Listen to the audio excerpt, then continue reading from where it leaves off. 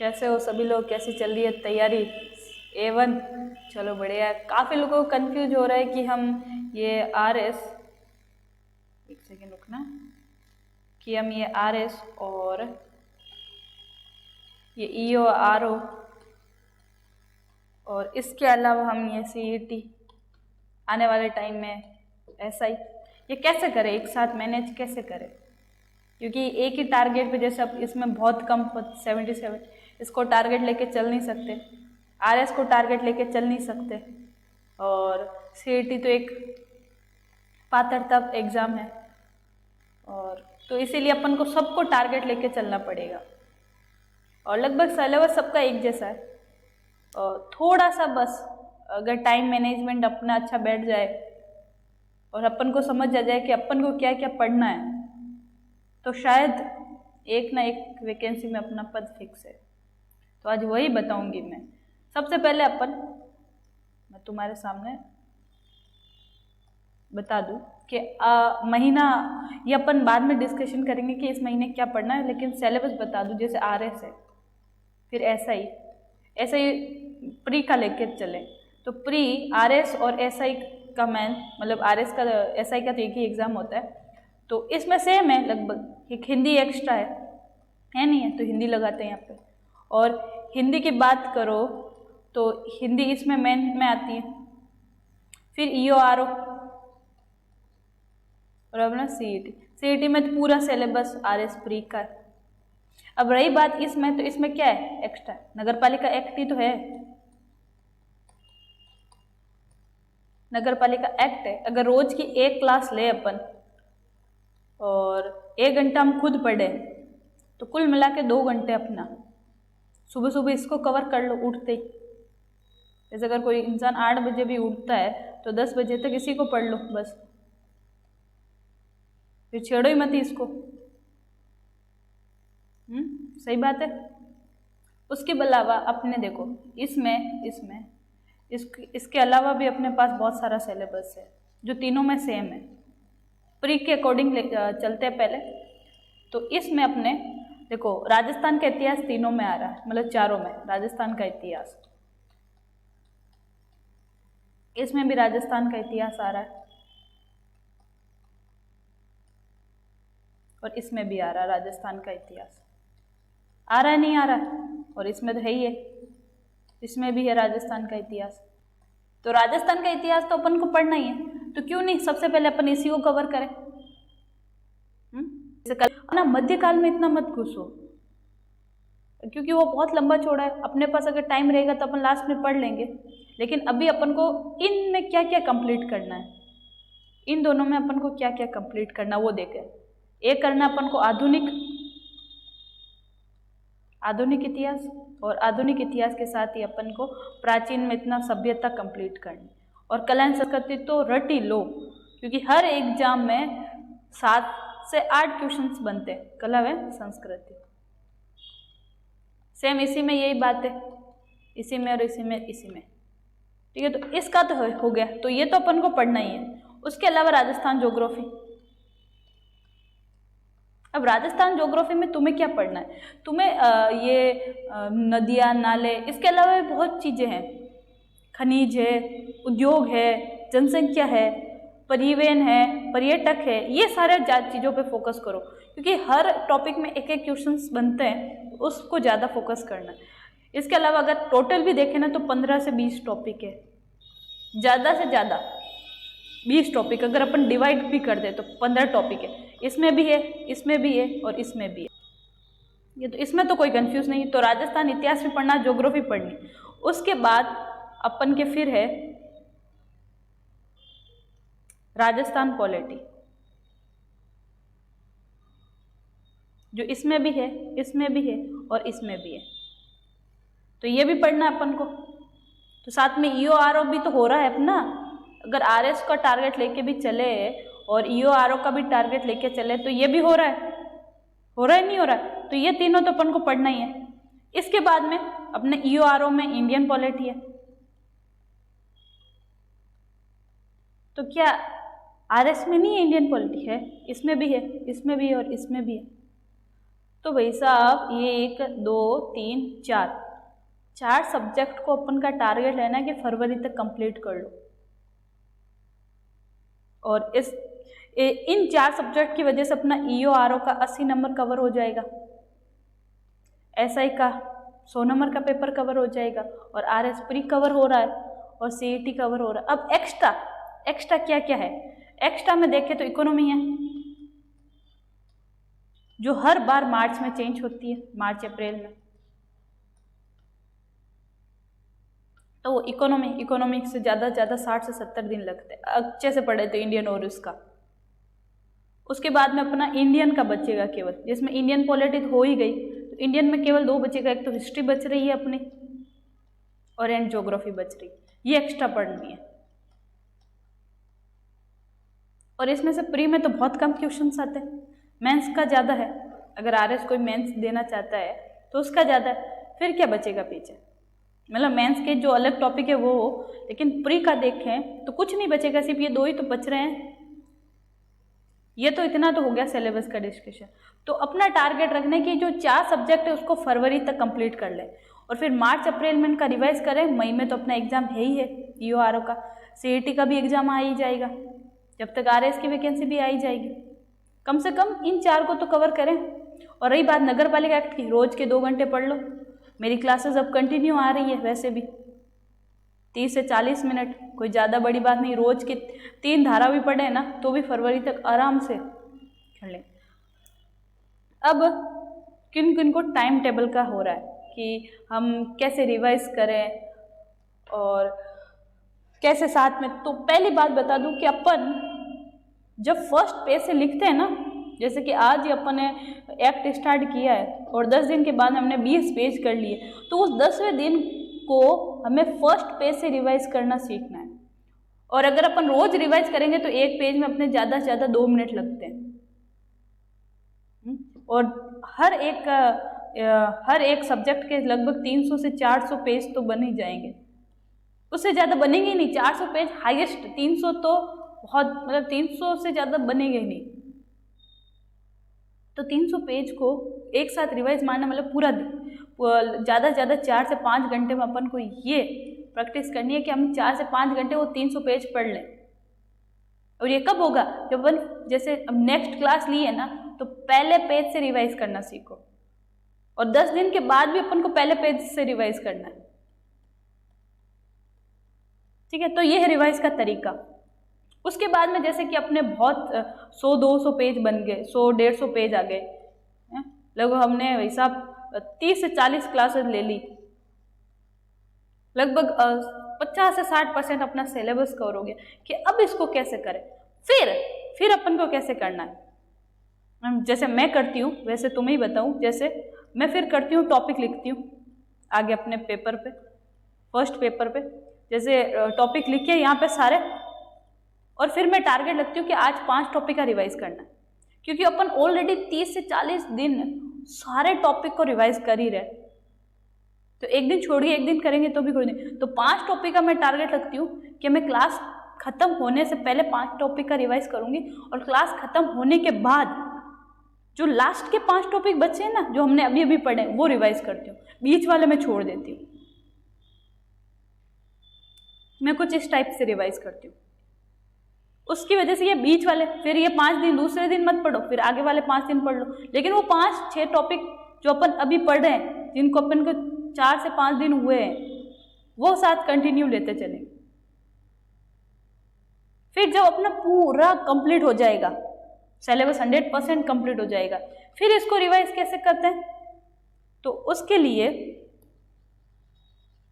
जैसे अपने 15-20 टॉपिक मान लो, 20 टॉपिक का अपना एक सब्जेक्ट कवर हो गया, तो फिर मैं 3 डिवाइड में करती हूँ उसको, 7-7-6, ये 3 डिवाइड हो गया। अब 7 टॉपिक अगर अपन रोज 2 घंटे भी पढ़ें, क्योंकि ऑलरेडी अपन 50 से 60 दिन उस कंटिन्यू पढ़ ही रहे हैं, तो 2 घंटे में अपने 7 टॉपिक कवर नहीं हो जाएंगे। 7 नहीं ले तो भी कम से कम मानो, तो भी मैं इसको डिवाइड करती हूँ 4 से, 4 और 4, 2 घंटे मान लो इसको, 2 घंटे मान लो इसको, और 2 घंटे मान लो इसको, ऐसे। फिर वापस वही साइकिल घुमाओ दूसरे, जैसे ये सोमवार को हो गया, ये मंगलवार, बुधवार, गुरु, शुक्र, फिर शनि रवि को रेस्ट कर लो, फिर वापस मंडे को ये स्टार्ट करो। ऐसे ही होता है रिवाइज। और जब तक हम रिवाइज नहीं करेंगे ना, तब तक अपना कुछ नहीं हो सकता। और जितना ज़्यादा रिवाइज करेंगे ना, उतना अच्छा होगा, हम मंजिल के जितने पास में जाएंगे।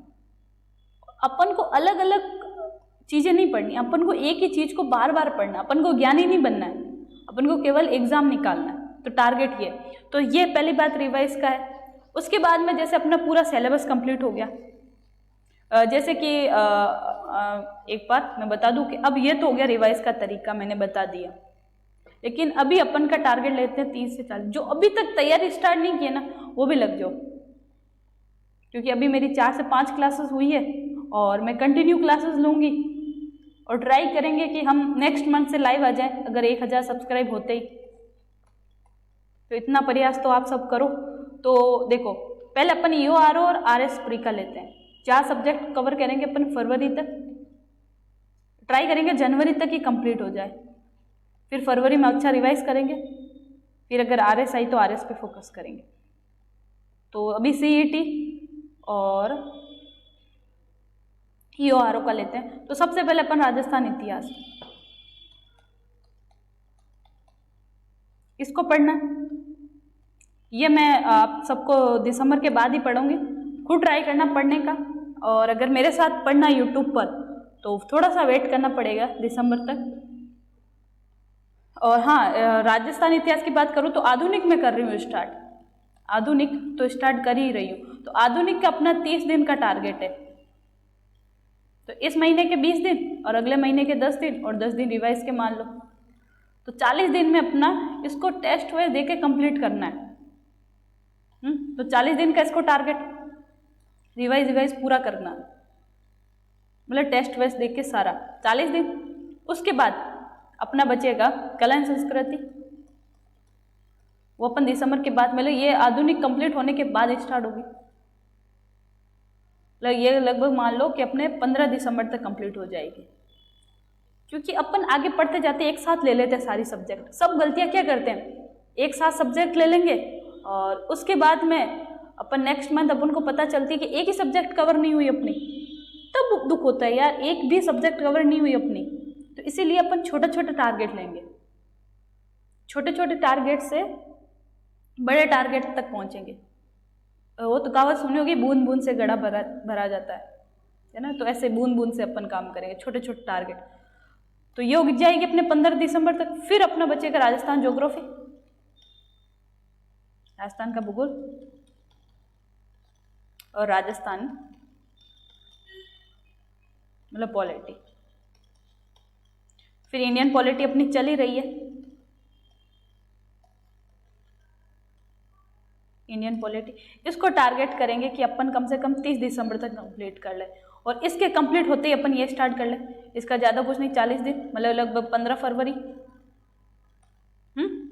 और फिर ये दोनों होते ही, मतलब ये कला संस्कृति होते ही अपन ये स्टार्ट करेंगे। ये कला संस्कृति 50 से 60 दिन मान लो, 2 महीने। तो कम से कम अपन इसको 30 फरवरी तक कंप्लीट करने का ट्राई करेंगे। हुआ नहीं हुआ। और एक्ट अपना रोज चलेगा, अब साथ में एक्ट है वो रोज चलेगा। अपन को 2 घंटे पढ़ने हैं तो पढ़ने हैं, उसको रिवाइज करना है तो करना है। फर्स्ट पेज से रिवाइज करना सीखो। ये तो हो गया तुम्हारे सिलेबस कि अपन को लगभग 30 फरवरी तक अपन को ये 4 सब्जेक्ट और एक्ट अच्छे से करना। कम से कम ये 4 सब्जेक्ट करेंगे तो अपना RS प्री तो निकल ही जाएगा। नहीं निकलेगा, निकल ही जाएगा। और ऐसा इनमें भी काफी करीब आ जाएंगे अपन। इसके अलावा अपना राजस्थान पूरा पोर्शन कंप्लीट हो जाएगा। अब देखो मेरा क्या क्या शेड्यूल रहेगा यूट्यूब पर। तो मैं एक्ट पढ़ा ही रही हूँ, तो मेरे एक्ट में लगभग 60 से 70 क्लासेस आएगी। अपन रोज लिखेंगे, PDF से कभी नहीं पढ़ूंगी मैं, कि जो PDF है बोल के समझ नहीं। फिर क्या ना, तुम बढ़िया यूट्यूब अपने मोबाइल ऑन कर लेते हो कि ठीक है अब तो PDF आ गई, अब क्या लिखे। लेकिन जब मैं लिखाऊंगी साथ में तो तुम भी पेन और कॉपी लोगे। ये मेरे फर्स्ट यूट्यूब का फ़ायदा है, क्योंकि मैं फ्री में मतलब इतना कुछ करवा रही हूँ, तो 100% मैं अच्छा करवा रही हूँ। तो 100% आपकी ये जिम्मेदारी बनती है कि मेरा सपोर्ट करो। फर्स्ट चीज़ तो ये, तो एक्ट अपनी चलेगी। उसके अलावा इंडियन पॉलिटी, और इंडियन पॉलिटी खत्म होने के बाद ही राजस्थान पॉलिटी आएगी। उसके अलावा अब मेरा चलेगा राजस्थान का इतिहास, वो भी आधुनिक अभी हिस्ट्री। बस ये 3 सब्जेक्ट लेके चलेंगे। इसका 1 घंटा, इसका 1 और इसका 1, 3 घंटे आपको पढ़ना। और इसको कंप्लीट, ये तो अपना चलेगा, फिर टेस्ट चलेगा। इंडियन पॉलिटी खत्म होते ही अपन राजस्थान पॉलिटी स्टार्ट कर लेंगे, और राजस्थान हिस्ट्री कंप्लीट होते ही अपन कला संस्कृति कर लेंगे स्टार्ट, और राजस्थान ज्योग्राफी मैं स्टार्ट करूंगी अपने लगभग 15 दिसंबर के बाद। फिर 4 सब्जेक्ट अपने रहेगा। सही है, एकदम सही है। तो बाकी जनों को डाउट होता है, और क्वेश्चंस मैंने देखे कि हम जॉब करते हैं साथ में, ये हम कॉलेज जाते हैं हम साथ में, एमए कर रहे हैं, कोई कुछ कर रहा है, तो कैसे मैनेज करें ये क्वेश्चंस भी रहता है। उसके अलावा अब हमने स्टार्ट की पढ़ाई, तो हम कैसे करें, ये 2 क्वेश्चंस के आंसर मैं भी दूंगी। पहला कि हम जॉब के, तो मेरे को बताओ 5 बजे उठो भाई, कुछ ना कुछ तो त्याग करना पड़ेगा। 5 से अगर कोई बंदा 8 बजे भी जॉब पर जाता है तो 7:30 तक पढ़ो, तो 5 से 6, 7, 7:30, लगभग 2.5 घंटे वो पढ़ सकता है ना। इसमें टारगेट ले लो कि मुझे 2 सब्जेक्ट ले लो, एक ले लो आधुनिक इतिहास,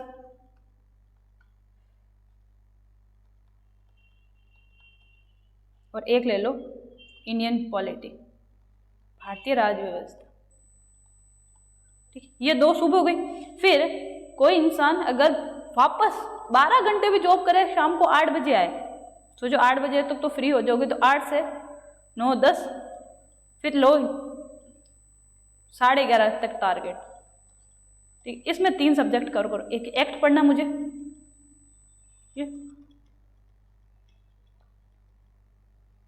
उसके अलावा मुझे इंडियन पॉलिटी होगी, एक्ट हो गया, रिवाइज करना है सारा आज का,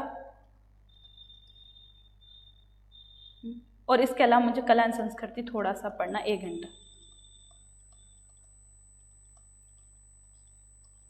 ये देखो,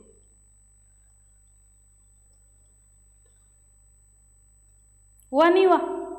कोई कॉलेज जाता हो या पूरे दिन 8 से 8 बजे भी गप्पे मारता हो, फिर भी उसके पास इतना टाइम है नहीं है? उसके अलावा संडे का पूरा फायदा लो, सुबह उठो 5 बजे और 5 से लगभग 8 से 9 बजे तक कंटिन्यू पढ़ो, पूरा रिवाइज करो कि मुझे इस 6 दिन में मैंने क्या पढ़ा। इसके अलावा जो जो टॉपिक मैंने कवर किए वो क्या मेरे सारे कवर है, वो रिवाइज करो।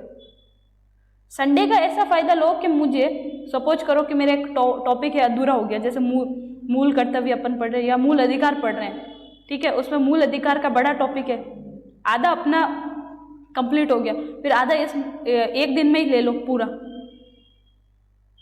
इसके अलावा पूरे लगभग 5 से 6 घंटे तो रिवाइज कर लो कि मैंने इस हफ्ते पढ़ा क्या, ऐसे ही कवर होगा। इसके अलावा अब बहुत जनों का डाउट होता है कि हमारा टाइम नहीं बैठ पाता कि हम किस टाइम पढ़े, क्या पढ़े, तो इसके लिए मैं थोड़ा सा ट्राई करूँगी कि मैं अपना शेड्यूल शेयर करूँ। देखो सबसे बढ़िया होता है कि कोई कोई कहता है कि मुझसे सुबह नहीं उठा जाता, रात को पढ़ेंगे। जब भी पढ़ो मन लगा के पढ़ो, और ऐसे नहीं कि आज ही ठान लिए तो आज ही पढ़ेंगे, नहीं, अपन को कंटिन्यू पढ़ना, जैसे कि 7-8 दिन के बाद गैप लो, आराम से पढ़ो। अब देखो अपने पास ये 10 दिन तो निकल गए, 20 नवंबर है, और 20 नवंबर का टारगेट लो, मतलब 20 दिन है अपने पास इस महीने में, तो 20 दिन का टारगेट लो और 21वें दिन आप रेस्ट करो, यही होगा। तो 20 दिन का आप टारगेट लो कि मुझे 50% सिलेबस कर लेना आधुनिक वाला, क्योंकि आधुनिक बहुत छोटा सा है, आधुनिक इतिहास मुझे कंप्लीट करना। इसके अलावा एक्ट मुझे 20 से 30% कवर करना है, 20% भी मान लो तो भी 20% कवर करना है। इंडियन पॉलिटी मुझे संसद तक लेके जाना है कि मुझे संसद तक मामला कंप्लीट हो। लगभग मेरे 4 से 5 टॉपिक अच्छे से रिवाइज करके कंप्लीट हो। इसके अलावा कला एंड संस्कृति टारगेट लो कि मुझे 4 टॉपिक कंप्लीट हो। ऐसे टारगेट ले लो अपने और फिर पढ़ो और फिर बोलो कि मुझे 20 दिन इतनी मेहनत करनी है कि इतने टॉपिक कवर हो जाए, इसमें 4 और इसमें 4 मतलब 20% और इसमें मेरा 50% सिलेबस हो जाए। लगभग इसके 10 टॉपिक होंगे, 10-12 टॉपिक, तो मानो कि 6 टॉपिक मुझे इसमें कंप्लीट करने हैं और इतने अच्छे से करने के कहीं भी पूछो आ जाए। और रही बात टाइम टेबल की, तो मैं एक जना होता है जो सुबह पढ़ सकता है और एक जना होता है शाम को पढ़ सकता है। तो अपना बेस्ट टाइम सोचो। जैसे मेरा होता है लगभग 4 बजे शाम के टाइम और लगभग 7 बजे। लोगों को सबसे ज़्यादा आलस आता है, मुझे सबसे ज़्यादा एक्टिव फील होता है। तो अपना कोई भी टाइम हो सकता है बेस्ट। तो जो भी टाइम मिले आपको, उस बेस्ट टाइम में अपन का सबसे हार्ड वर्क होता है जिसमें अपन को बहुत आलस आता है वो करना। उसके अलावा 2-2 घंटे का टारगेट लो कि मुझे 2 घंटे 2 ऐसे 10 घंटे जितना। कोई कहता है ना कि भाई 4-5 घंटे पढ़ो कंटिन्यू और नौकरी नहीं होती है, वो बस फेंकते हैं और पढ़ना पड़ता है 10-12 घंटे। तो ऐसे 2-2 घंटे का लो कि 2 घंटे मैं सुबह पढ़ूंगा। जैसे कोई 8 बजे भी उठता है तो 8 से 10, फिर 10-15 मिनट का ब्रेक लो, फिर कहो कि 11 बजे, 11 से 12 1, फिर कोई बंदा 1 घंटा भी ब्रेक ले कोई इंसान तो भी 2:30 से टारगेट मनो, 3:30 4:30 तक पढ़ो। फिर 6 बजे बैठ जाओ, 6 से 7 8 भी नहीं बैठे तो भी 7 साढ़े 7 तक तो आराम से बैठ सकते हो। फिर 9:30 से 11:30 12:30 11:30, ये इस टाइप से कुछ बनाओ। और जो अपना बेस्ट टाइम होता है उस टाइम अपनी सबसे बोरिंग सब्जेक्ट डाल दो। जैसे मॉर्निंग में एक बोरिंग सब्जेक्ट डाल लो, यहाँ पे अपने इंटरेस्टिंग सब्जेक्ट डाल लो जिस टाइम हमें सबसे ज़्यादा नींद आती है। ये तो मेरा शेड्यूल है। और किसी को भी कोई भी डाउट हो अब कि हम कैसे पढ़ें और क्या करें और इस एग्ज़ाम का क्या टाइम टेबल है, क्या बुक लें, क्योंकि खुद के नोट्स बनाए हुए सबसे काम आएंगे। ये तो मेरे YouTube का ये फ़ायदा है कि फर्स्ट चीज़ तो मैं फ्री में करा रही हूँ पूरा 100%। ऐसा नहीं कि मैं बीच में ही छोड़ दूँगी, नहीं, पूरा 100%। दूसरा कि मैं लिखा रही हूँ साथ में नोट्स, ठीक है, साथ में नोट्स लिखा रही हूँ, एक एक पॉइंट समझा रही हूँ। और कोई भी डाउट हो किसी को तो मेरा एक चैनल है GK विद पायल चौधरी,